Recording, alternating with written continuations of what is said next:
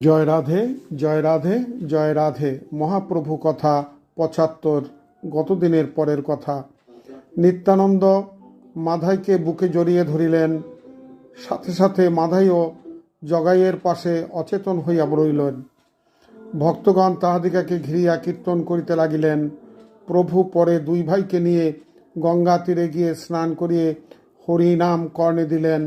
পরে তাহাদের হাতে তামা তুলসী দিয়ে বলিলেন, হে মাধব, মাধাই, হে জগন্নাথ, জগাই, তোমরা এই তামা তুলসী আমাকে দান করে তোমাদের পূর্বের পাপ মোচন করো। তাহারা দান করে পাপ মোচন হইলেন। সেই জগাই মাধাই পরম বৈষ্ণব হইলেন।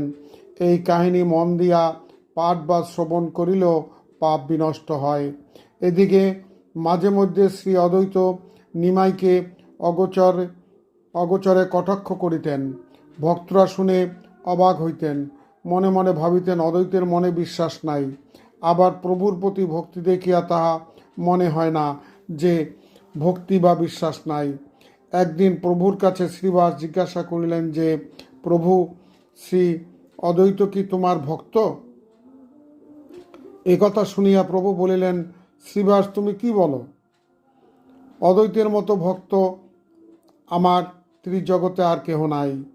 এক দিবস কীর্তন করিতে করিতে প্রভু অচেতন হইয়া পড়িলেন। অদ্বৈত তাহার মাথা প্রভুর চরণে ঘষিতে লাগিলেন।